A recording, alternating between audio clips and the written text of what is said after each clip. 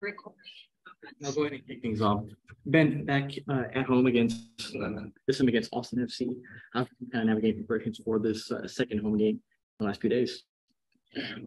Well, no hiccups. It's been a fairly smooth week. It's nice to have been at home for the Open Cup, and then it's just been about recovery and making sure we understand how to go about Austin. You know, we're familiar with them as they're familiar with us. With the meeting already this year, so we're just looking forward to a good match. We know they're a serious opponent. They're rounding into form, and some a little bit of a structural change from them that since we last played them, but still some of the things that they do do well are consistent, and we'll have to be at our best to get a result. But it's a very important match for both teams. Thank you for that. We'll start with Dustin. Go ahead, Dustin. Hey, Ben. Hi, Dustin. Hey, you mentioned it a little bit, but playing Austin for a second time, what are kind of some of the positives that you guys can, as a coaching staff, can take from seeing a team again a second time? Same positives that they have from seeing us. You know, you understand kind of just a little bit more of not only how they want to go about the game, but also the personnel. But we're familiar with what, they how they go about the game, and that doesn't make it easy because they do it so well. They're committed to building and they're committed to pressing. They understand how to create chances, and you take something away. They're good enough and well coached enough to take the other option, and so they're a good team. It's a team that, if you watch them play early in the season, it's hard to believe they didn't have as many points as when they were struggling to get results. But now they're running into form, and we're familiar with them. They're familiar with us. So I don't know if there's any advantage or disadvantage because we've both seen it pretty close up. And we've seen Ibrahim now for a couple of weeks. Him and Corey seem to be kind of wingers or could play strikers. Do you see either of them as a specific position, or are they kind of fluid with where they can play up front? They're both fluid. And just last one for me, Daniel Stairs, we haven't seen the last two games. Do you have any update, injury or anything with him? He is getting there, so we'll figure out. But he's he picked up a knock in the last game. Thanks, Ben. Up next, we'll go with Joey. Go ahead. Hey, Ben. Hey, Joey. So now with Chase Gaspar and Brad Smith getting back into the team, what do you think each of them offers differently from each other? Well, they're both left-footed, so that's it's always nice to have lefties around. One is both of them have the ability to join the attack. I'd say Brad maybe more so than Chase, and I would say Chase is more of a stay-at-home / center back. Building left back than when you compare them to Brad. So they are different. And depending on game situations, if you're dealing with service and depending on the profile player that they're going against on the wings or how we want to shape up a building, they offer different attributes to the match, but so it's nice to kind of have that versatility. The trick with both of them right now is to get more games for them and more time so they can continue to build rhythm. Brad's obviously been out for 8 months with the ACL, and that takes quite a while to get back from. And Chase has been healthy, but he's also been out for 6, 7, 8 months of regular soccer. LA wasn't, he wasn't seeing the time that he needed. So he's also kind of still coming back from not necessarily injury, but some a longer layoff of first team soccer. So we just got to keep finding them ways to get games, and each time we do, they improve. The connections, the rhythm, the coordination, all that stuff, the speed, timing, all those things. You need games to get that back, and during a long stretch here with a lot of games, we should have the opportunity to get them some minutes. And then with Corey, he struggled to score a lot early in this season, but now that he's finally got his goals, is there a bit more of pressure on him to keep that up going forward? I don't know. I think these guys put pressure on themselves, or they should put some pressure on themselves every day, and certainly in the games if they're in goal scoring positions to score goals. I think that's healthy. So I don't know if it puts pressure on them or takes a little bit off of them, because I'm sure when you don't score game after game, I'm sure that's the real pressure. When you touch the net, it's probably taking a little bit of pressure off him, which usually means you can score more goals when you get these chances. So that's the hope. Just in general, last game, even though we take it with a grain of salt, that it was nice to hit the net a few times and at a run of play and build. But again, we understand it was a red card, but even when it was 11v11, thought some of the attacks were getting better, utilizing the width in a more dangerous way, spacing. So hopefully we can continue some of that offensive prowess with keeping our defensive structure and being still tough to break down. Thank you, Coach. You're welcome. Up next, we'll go with Victor. Go ahead. Hey, Ben. Hey, with Victor. the with the new name to the stadium and then the early success, I don't know if you've heard the nickname already. Hell in the Shell is what fans are calling it. Oh, I like that. Yeah, just kind of want to get your thoughts on it. It would have been some of the things you've taken away from this home stretch, and obviously, the good results that you guys have enjoyed there. Yeah, it's not, we talked about it, Victor, you and I early in the season about that being a real emphasis for this team and the staff and our bosses to take care of the home games for a bunch of different reasons. One, it's get you into the playoffs if you do really well there. It invigorates a fan base that that is paying hard money, their hard-earned money to come watch you guys play. So you entertain and also send them home happy. That's an important part of this. So there's a bunch of factors, and I think the ownership put a lot of money into this as well to create a better atmosphere, make it a more comfortable atmosphere, and our job is to make sure we're entertaining and sending them home happy. So that's it's a win-win all around if you can take care of your home results. And the energy's been really good. We always want more. We always want more energy. We're always selfish with that stuff. We want more butts in the seat, and we want it louder and to create that kind of hell in a shell. I love it. But the home support has been great, and there's nothing that makes me, and I think the fans or our players, happier than going there after a win and celebrating down in the end zone with those fans. It's a special part of the organization and the fans connecting. Hopefully we can have more of that. And I know you guys don't need more motivation, but do you sense a different spark in training this week with this rivalry game coming up? Yep.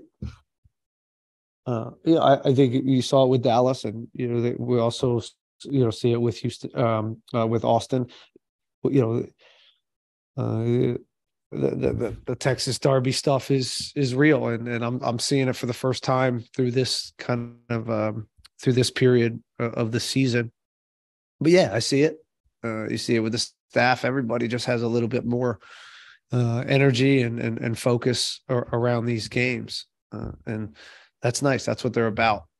And there's a level of respect as well to what Austin's been able to do, in particular last year, and the quality that they bring to the table, both so individually, but even more so collectively. Again, I got a lot of respect for Josh Wolf. We've played together under 20s, the Olympics, the World Cup. We've shared a lot of wonderful soccer experiences together.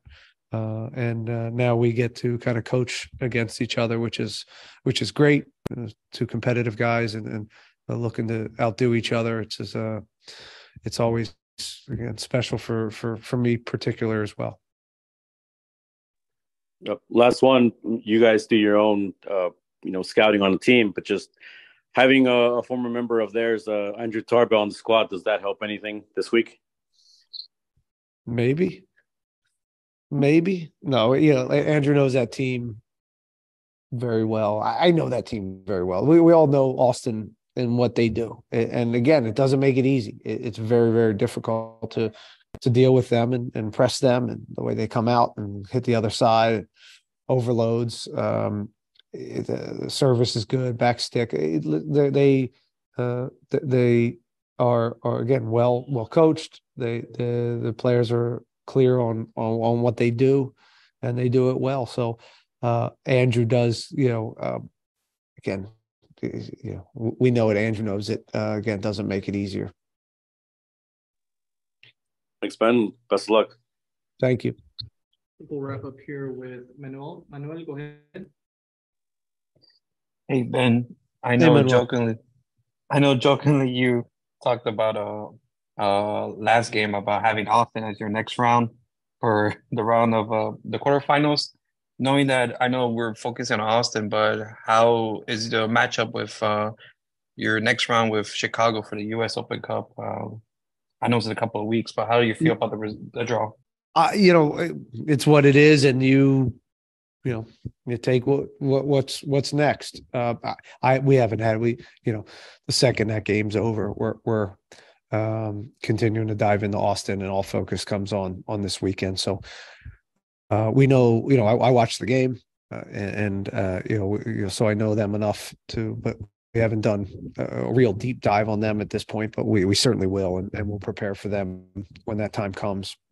But the storied club, I know Chicago well from my DC United days, playing them constantly, and having always a little bit of a rivalry there from the beginning of the beginning of the league, even when those great teams that used to win the Open Cup and MLS Cups with Zach Thornton and Chris Armas and Jesse Marsh, Peter Novak. Those were some really special teams early in the MLS.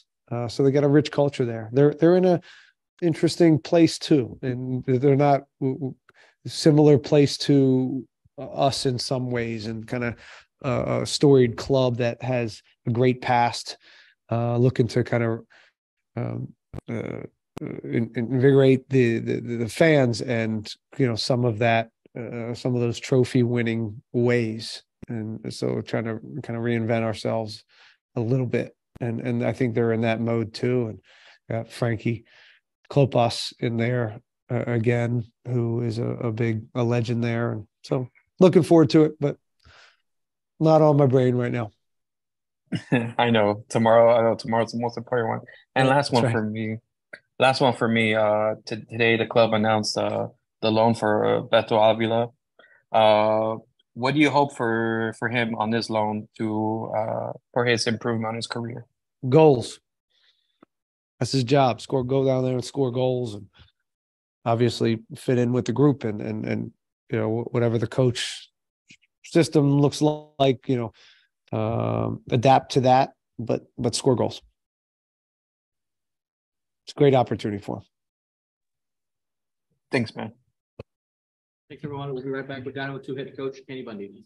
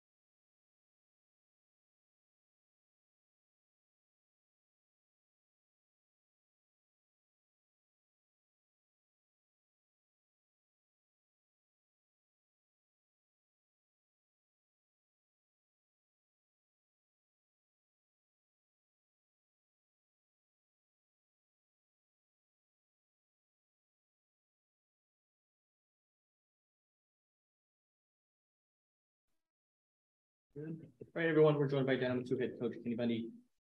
Kenny, another in-state rival this weekend, this time at home, though. What do you guys expect from Austin? How do you guys open the year against? Yeah, it's the first time that we've had a team that we've played prior. So I think, there's a little bit more information in the two groups. I think number one, it's a team that sits really high in the table. So they're going to come in after maybe a result that was unfair last week. They're going to come in ready to go and want to make up those points. So really excited about it. Excited for the opportunity to be back at home. I think the support's going to be unreal. I think from both clubs, there's going to be a number of supporters out there. So really excited to get started. Thank you for that. We'll start with Joey. Go ahead. Hey, Kenny. Hey. With Beto Avila going out on loan, what players are going to be looking to take over his production? Yeah, well, we've seen a decent amount of number 9s this year, obviously with, players moving up and down, but, you can see Zeke Soto coming along. He's a guy that, we've brought up from the academy, under 17 national team player. Joe Feruz is a college bound guy for us, but, he stepped in and started against North Texas. And then we have a couple other players that can play that position. There's even some younger guys in the academy that are really doing well in that league that we're going to start drip feeding into training. David Garcia is one with the under 15s, and that spot is really a competitive one because to play the number 9 position, especially at this level, you have to be ready for that opportunity. So we'll see a number of those players play that position. And even though it's for only 45 minutes, how much does partnering alongside a veteran like Sviatchenko help out Talon Maples? Yeah, I think you really get a sense of, what it means when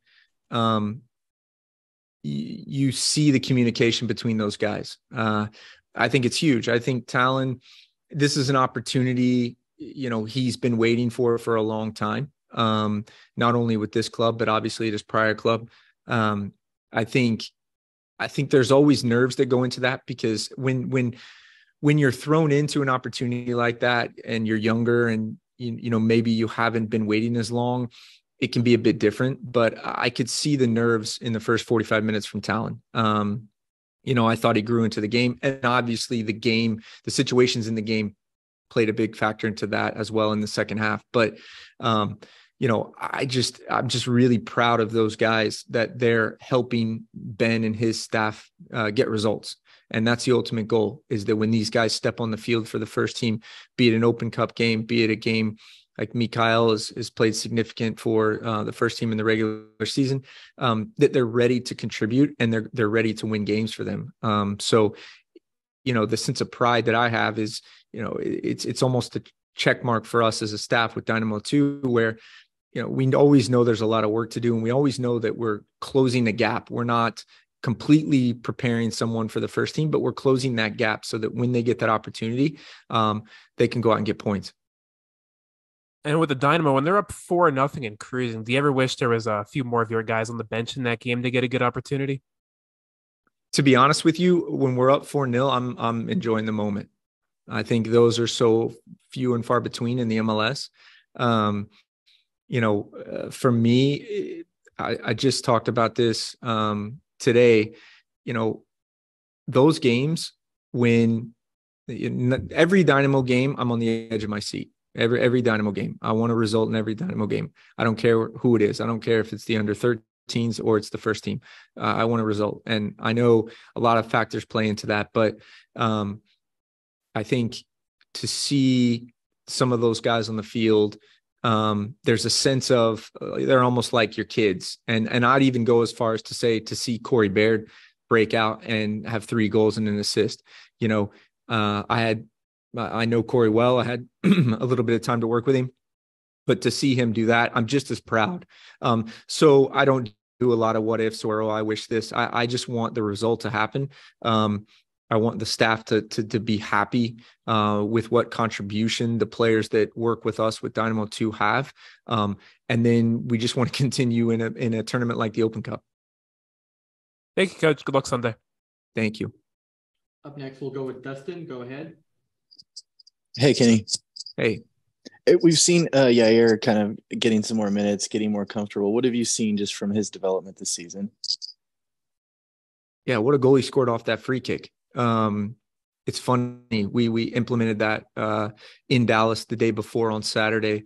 And we talked to him a little bit about his ability to score that goal. And I wish I could do a side-by-side clip of the shot he had in training and the shot he had in the goal, because they're polar opposite.